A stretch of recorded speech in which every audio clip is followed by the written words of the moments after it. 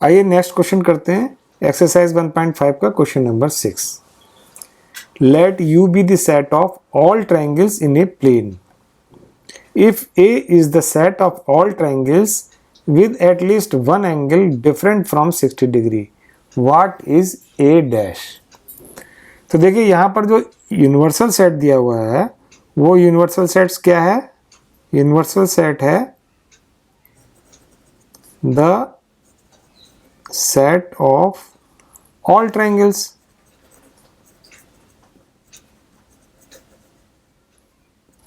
और A set हमको दिया हुआ है ऐसा सेट जिसके कि set of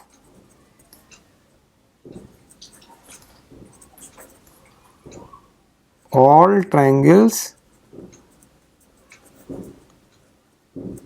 with at least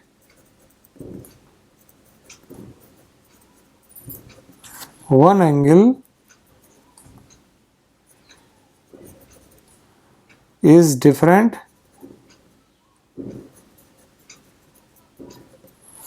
from 60 degree. तो A सेट्स के अंदर वो सारे ट्रायंगल हैं जिसमें से एटलीस्ट वन एंगल जो है ट्रायंगल का वो 60 डिग्री नहीं है, 60 डिग्री से डिफरेंट है। तो A सेट तो ये हो गया और यूनिवर्सल सेट से वो सारे ट्रायंगल का सेट है। तो A का कॉम्प्लीमेंट हमारा क्या हो जाएगा? A का कॉम्प्लीमेंट हो जाएगा this set of all equilateral triangles.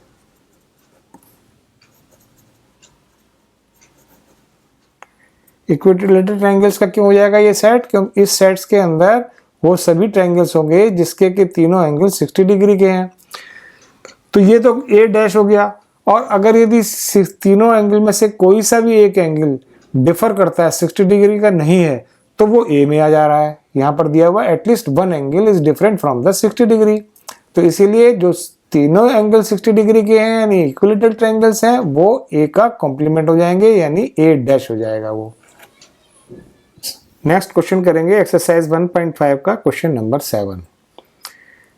Fill in the blanks to make each of the following a true statements. यहाँ पर हमको ये स्टेटमेंट दिए हुए हैं और ये ब्लैंक स्पेसेस दिए हुए हैं, यहाँ पर हमको इनको फिल करना है। तो देखिए सबसे पहले देखते हैं पार्ट 1। पार्ट 1 में है A union A dash. A union A dash होगा U universal set. Universal set क्यों होगा ये? देखिए इसको एक एग्जांपल से समझेंगे। से अगर यदि एक यूनिवर्सल सेट है U और जिसके एलिमेंट्स हैं सपोज 1 2 3 4 5 6 और एक सेट है A, इसके एलिमेंट्स हैं से 2 3 4। तो देखिए यहाँ पर A डैश यानी A का कॉम्प्लीमेंट सेट्स क्या होगा? तो 2 3 4 को हम यहाँ से हम इसमें सब्सट्रैक्ट कर देंगे यूनिवर्सल सेट्स में से। जो बैलेंस एलिमेंट्स होंगे वो यहाँ लिखेंगे यानी ये 1 5 6।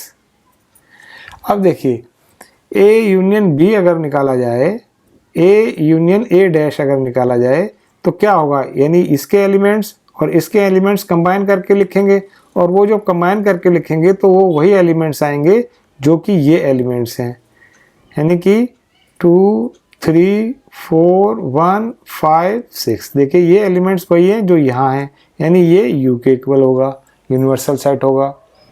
तो A union A dash is equal to U universal set.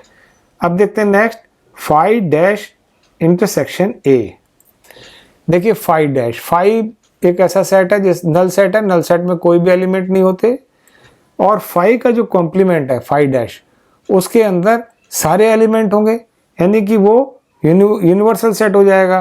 तो वो 5 डैश क्या हो गया? यूनिवर्सल सेट हो गया। और यूनिवर्सल सेट के साथ में हम इंटरसेक्शन अगर A का कराएंगे, पूरा यूनिवर्सल सेट है, यूनिवर्सल सेट के साथ में A का इंटरसेक्शन कराएंगे तो A ही आएगा। तो ये नहीं, ये हो जाएगा A। देखिए ना, ये अगर यदि मान लीजिए कि यूनिवर्सल सेट है और ये सेट A है तो ये इसका और इसका इंटरसेक्शन तो ये कॉमन एलिमेंट तो यही है। तो इसका मतलब ये A जो है यहाँ A आएगा। तो अब देखते हैं नेक्स्ट थर्ड पार्ट में है A intersection A dash. A intersection A dash, उसमें कोई भी एलिमेंट नहीं आएगा और ये सेट होगा फाई। इसको भी समझ लेते हैं क्यों, देखिए ये वेन डायग्राम से समझिए इसको। ए हमारा है, मान लीजिए ये सेट ए है, तो ए डैश क्या होगा, ए डैश ये यू यूनिवर्सल सेट है, ए डैश जो होगा इसके एलिमेंट्स को छोड़ करके यूनिवर्सल सेट के सारे एलिमेंट्स जो हैं वो ए डैश होंगे, यानी कि ये जो बचा हुआ पोर्शन है वो सारा का सारा ए डैश होगा। तो अब ए डैश और ए में कोई भी कॉमन नहीं है, तो इसलिए ए और ए डैश का जो इंटरसेक्शन होगा उसके अंदर कोई भी एलिमेंट नहीं होगा और वो होगा एक नल सेट यानी फाई। अब देखते हैं next part, fourth part, you dash is intersection A, यानी यूनिवर्सल सेट का कॉम्प्लीमेंट। तो यूनिवर्सल सेट में तो सारे एलिमेंट होते हैं, तो यूनिवर्सल सेट का जो कॉम्प्लीमेंट होगा उसके अंदर कोई भी एलिमेंट नहीं होगा, तो यानी यू डैश क्या हो जाएगा फाई, और फाई के साथ में अगर हम ए का इंटरसेक्शन कराएंगे, यानी एक फाई ऐसा एलिमेंट जिसमें कोई एलिमेंट नहीं है और ये ए है, तो उसके साथ में इंटरसेक्शन होगा तो एक कोई भी एलिमेंट कॉमन नहीं होगा फाई और ए में, तो इसीलिए ये भी एक नल सेट हो जाएगा। तो यहाँ आएगा फाई, नल सेट।